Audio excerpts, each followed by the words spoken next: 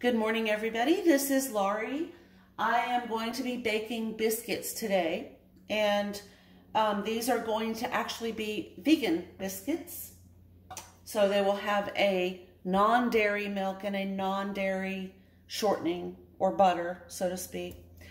I don't typically have this type of flour. I usually use, especially for biscuits, either White Lily or King Arthur. But I just, for some reason, I have this. I didn't do the grocery shopping last time. I'll just let that go at that. So what I'm going to do is I've already preheated, or I've started to preheat my oven to 400 degrees Fahrenheit. So that's the temperature that I use. This measuring cup is too big. So I need a 1 cup measurement, or if I had, maybe I do have 2 cup measurement. Let's see, yep.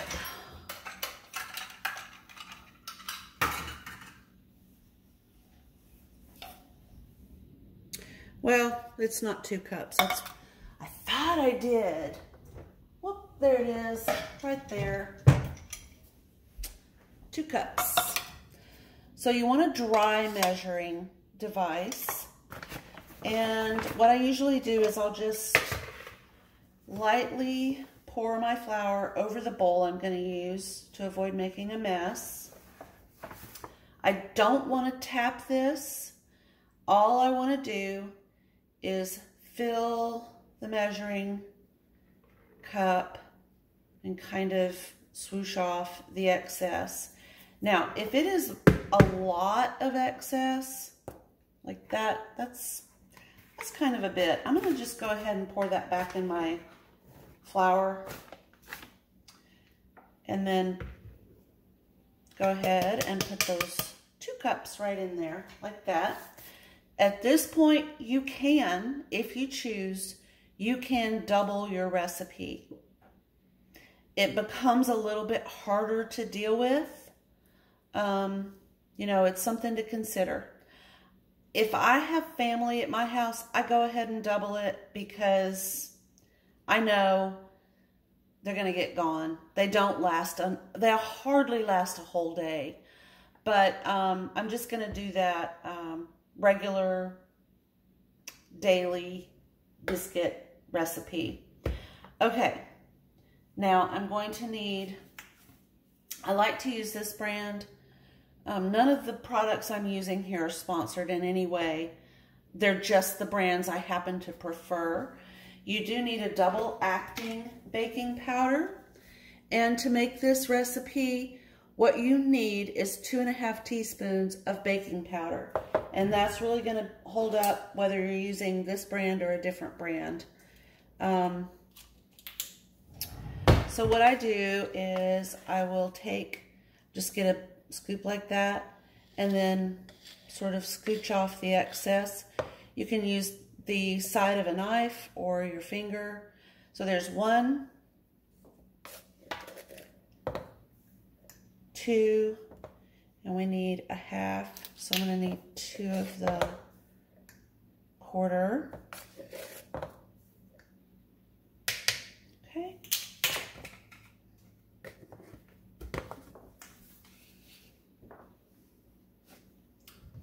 Put this back here. Okay, and then at this point, I need I'm going to have to move you guys. Need my whisk. Sorry about that. And I'm going to go ahead and whisk these 2 ingredients.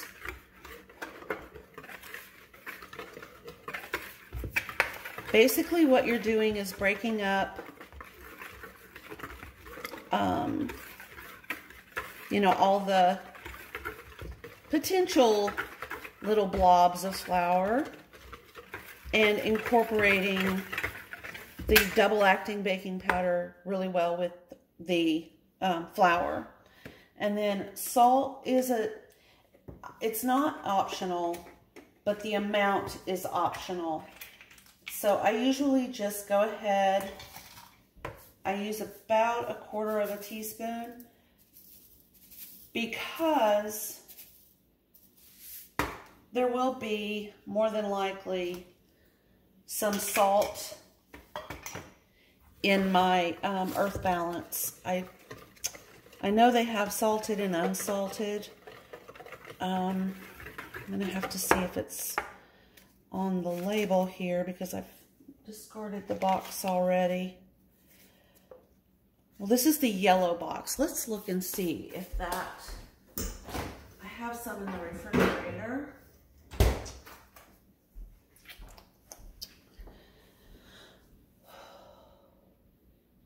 Okay, it says the yellow earth balance contains less than 2% of salt.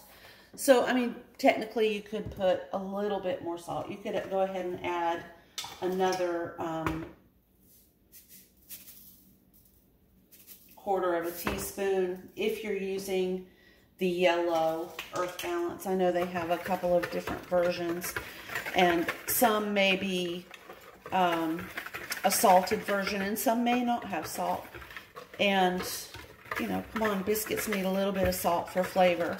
Now, a lot of just basic biscuit recipes do not contain sugar. But if I'm making biscuits for a special occasion, like let's say we're doing it for Sunday breakfast, I will add a little bit of sugar.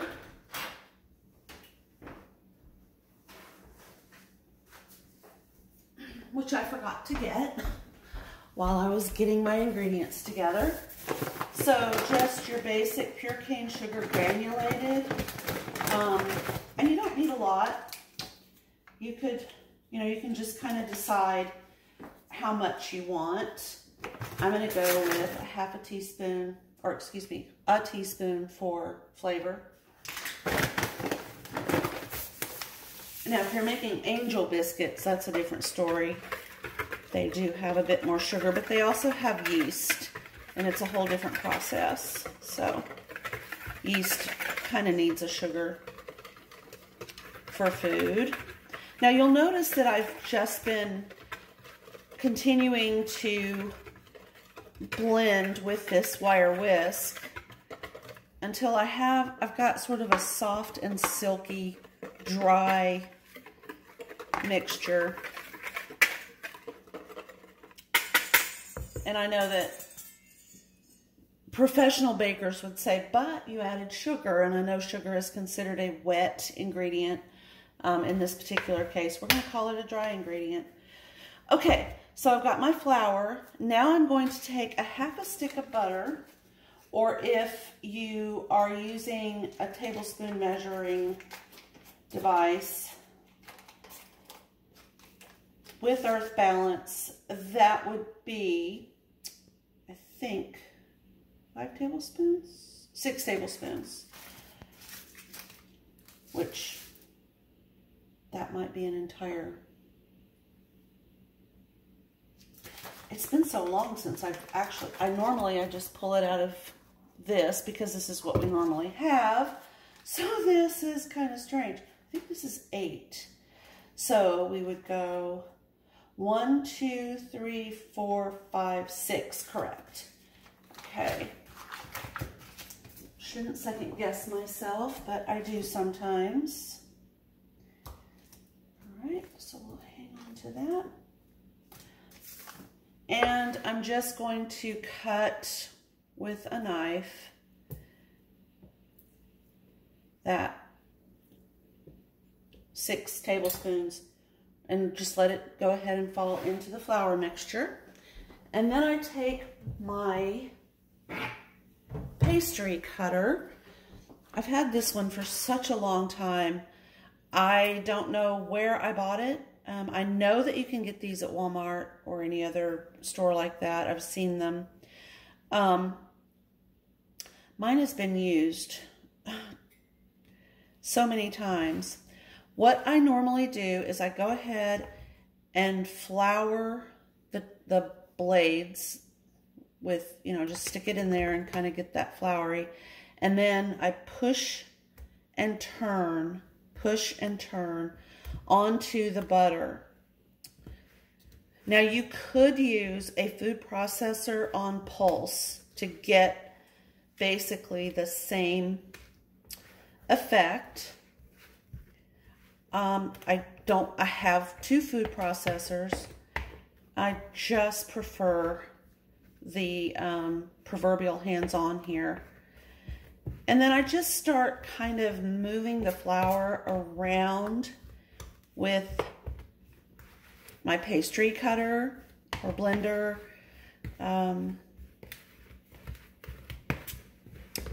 What I'm looking for is a flour that resembles visually cornmeal.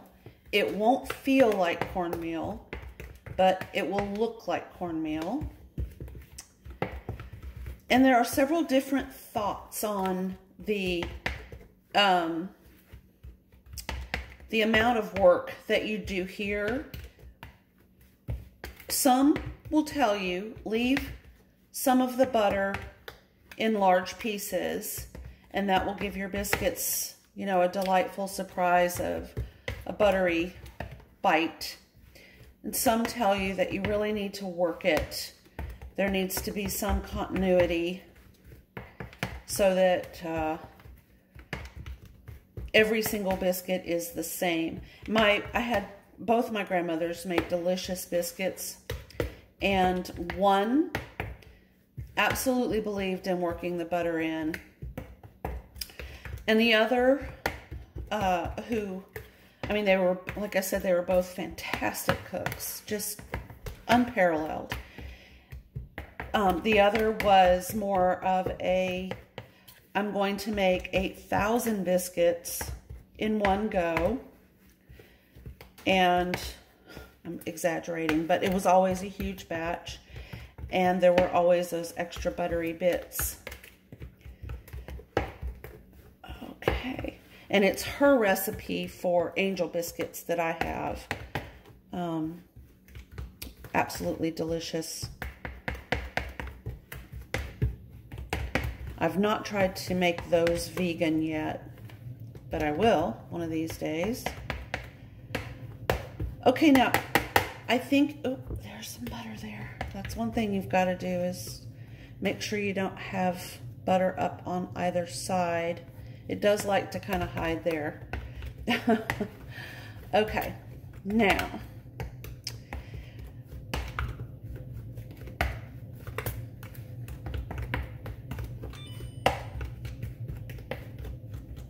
okay, the oven has preheated.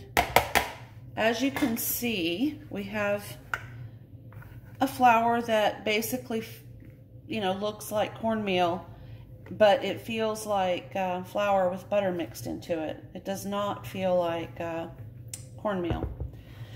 Okay, now, we will now take our coconut milk, which is, of course, vegan. And what I generally do is I make a well, and I start out with half a cup of milk.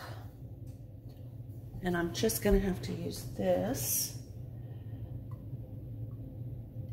So we'll go with half. I know that's not enough, so I'm going to add another half. So I've added basically a full cup of milk here. And I always do this stirring with a wooden spoon right here.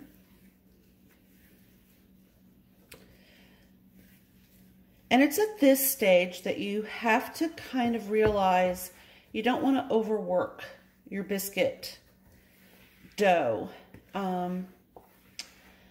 Too much gluten, just kind of the way biscuits work. If you really develop the gluten, you'll end up with a tough biscuit. So I'm just barely kind of moving the flour around. What I'm looking for is the incorporation of all of the dry with the milk. And I'm not really getting that. So I'm going to add about 1/4 cup of milk right in the bottom of my bowl there. And then I'm just going to kind of introduce the dry ingredients to the new milk that I just added. And I like to use a really wide bowl, wide down at the bottom, so I can really see. I don't like bowls that are shaped so that you have to dig underneath your dry ingredients to see that they're all being incorporated. A wide bowl is really a good help, especially when you're trying to make biscuits and you don't want to overwork your dough. Okay. It works really well with muffins too. All right, now I'm barely moving this dough around with my spoon. Okay. Now what I do at this phase is I just set this aside while I clean up my mess. And that gives my dough an opportunity to just kind of rest, chill out, take it easy for a minute. So I just put all my ingredients away, clean up my kitchen.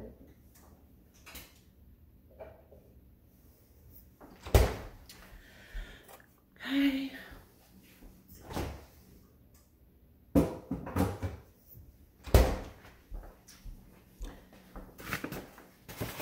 And it's an important part of making biscuits. I'm going to leave this one out because I'm going to need some extra flour. Put this one away. Excuse me. Okay, and we are going to also use this little bit of earth balance. We'll just put that in a bowl there. I don't think I have room for this massive bag of sugar.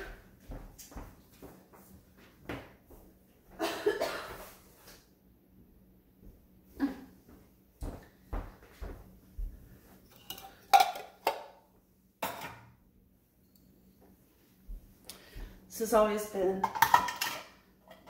one of the hardest parts right here, is teaching people to do this step. Just let that dough rest.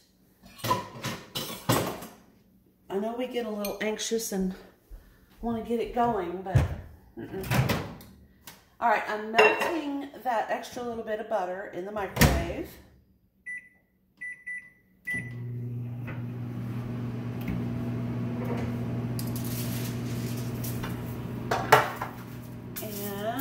My cookie sheets are in such horrible shape. I have ordered new ones. Unfortunately, the first batch got sent to the wrong address. We moved, and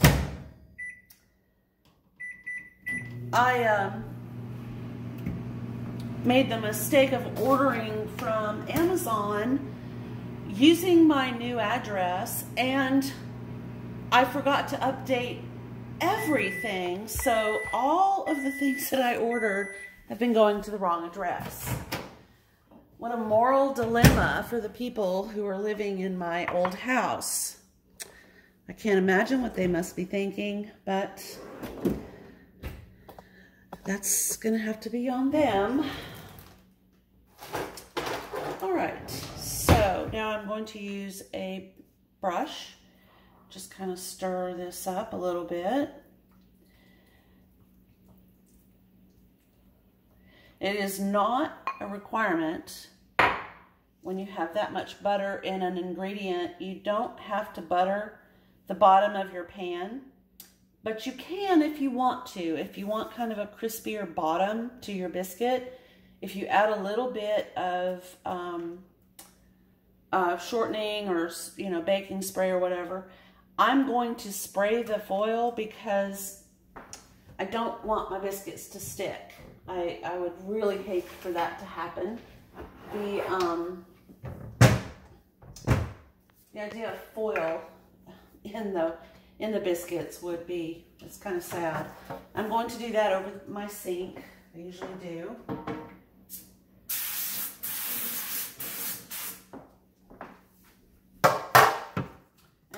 going to give a review of this product that I bought at Costco. It would not get a good review from me.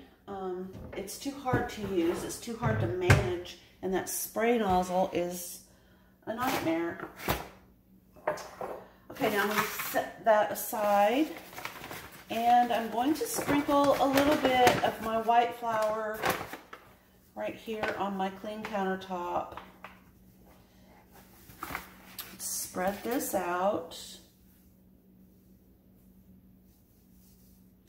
And kind of flour my hands a little bit. Pull some of that dough off of the wooden spoon. Let it soak. Well, actually, no. I don't want to let that soak just yet because I might need it. Although I don't think so. The dough is coming right out of the bottom of my bowl. Okay. Sometimes if you use a glass bowl, you might have to use a spoon to get that out. All right, so I can let this soak. I'm gonna get my hands floury.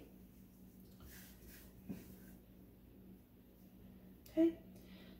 Some out there like to roll with a rolling pin, and that's absolutely fine. I prefer to just press. I feel like I can tell how soft my dough is a little bit better, but there is absolutely no harm in rolling it with a rolling pin. You just really do not want to overwork this biscuit dough at this stage. Now, this dough does not lend itself well to rolling in your hand and using that way. This dough is extremely sensitive, we'll say, to the amount of work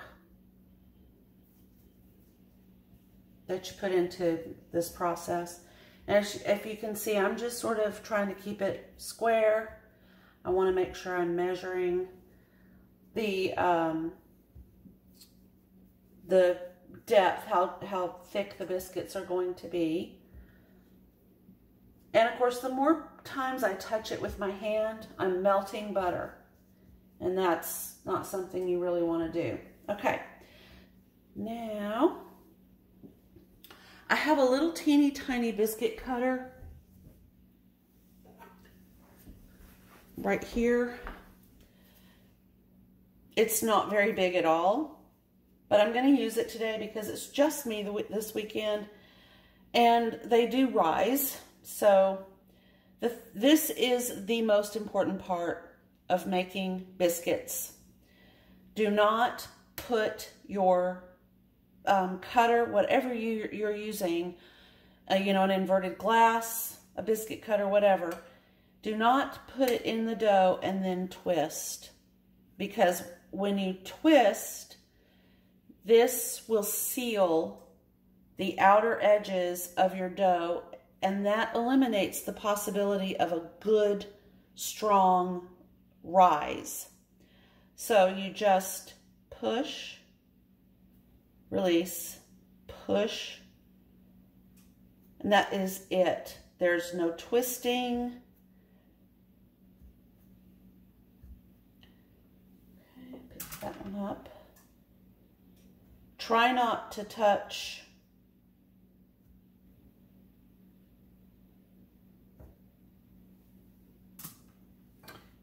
the edges of the biscuits if you can. Now you might, in the process of picking them up to put on the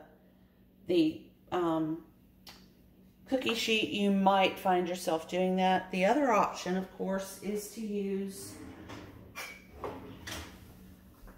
a spatula, and that will help keep the edges pristine, not touched. And for me, that's pretty important in the process of making biscuits. I don't want those edges touched, if at all possible. I want perfect rise each time.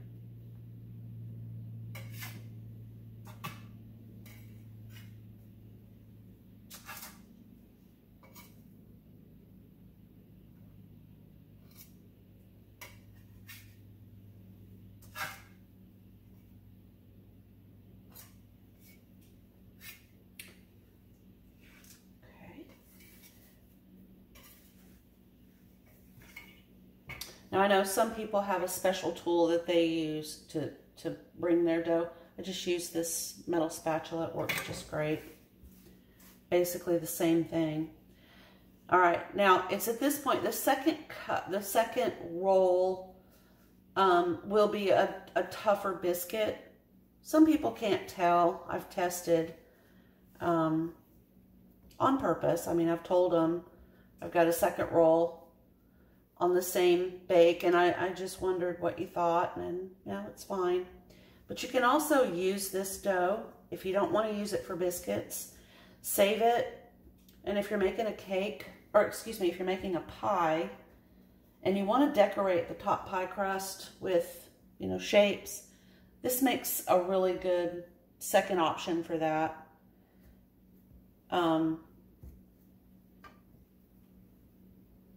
You know, you can make little leaves or pumpkins or whatever you want for the top of your pie. Okay. Now we've got a third roll here. And what I usually do with this is I make it, if I choose to go ahead and roll it out for a biscuit, I want to know what that this one is going to be a little bit more tough and a little less fluffy. So I'll just kind of make it into a rectangle like this.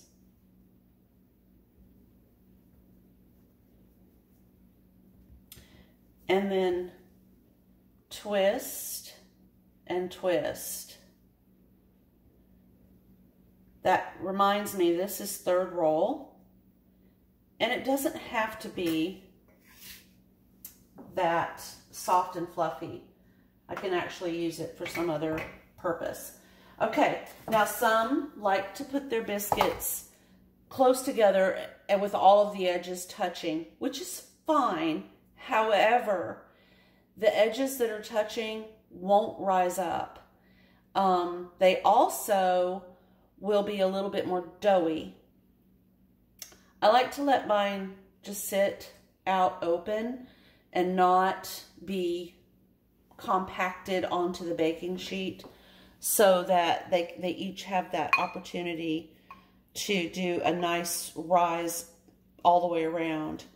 Okay, and then I will touch each with a little bit of the vegan butter. I don't do this on the sides, just on the top. Which is why my butter isn't like liquid. I don't want it running down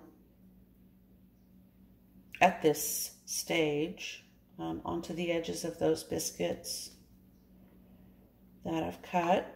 Now, if you do a drop biscuit, that's a good time to go ahead and just do a liquid butter bath.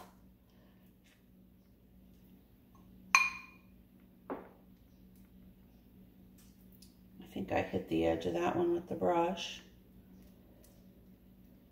Okay. And this one can have just a bit more butter because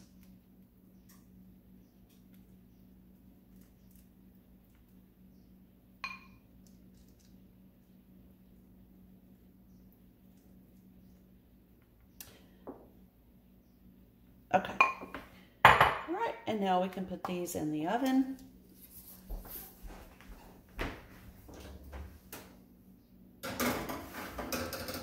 At 400 degrees, they're going to bake for 12 minutes. We'll come back and see what we think in 12 minutes. I'm going to save some of that out. And then I use my metal spatula here to kind of help me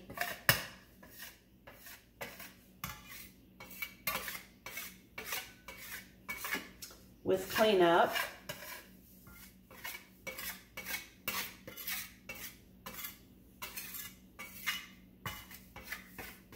And I'm being gentle on my countertop, by the way.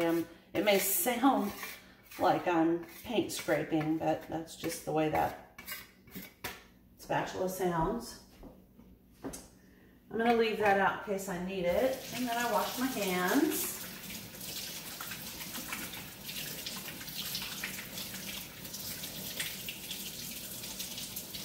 excited about the new baking sheets. I haven't purchased new baking sheets in probably, I would say this coming January 2020, it will be 20 years since I purchased new baking sheets. So that's amazing. And I'll end up using these older ones under pies or whatever in my oven instead of wasting foil. I don't like the idea. My next new big project is going to be making my own beeswax paper wrappers instead of using saran wrap or plastic wrap in the refrigerator, or to wrap up leftovers, you know, that kind of thing. And I'm trying to figure out, I know there's a way to make Ziploc type replacements using the same idea with beeswax. I'm just trying to figure out how, so that might be a future video. I will be back with biscuits shortly. While we're waiting out the last 3 minutes of our biscuits, I was just going to show you guys, I took an old oatmeal container and I used some 505 spray and covered it with some fabric that I just had left over. And I'm going to use that to keep the training treats that I've got for Bam Bam. If you know who Bam Bam is, he's my little puppy. He's not really a puppy anymore. I mean, he kind of is technically, but anyway, Bam Bam's been really pulling on my my leash, and my training methods are really getting kind of out there. But I wanted something to keep these in so that he wouldn't be focused on this. No matter where I put it, he's just like looking at that. So he has not seen me put the treats in here.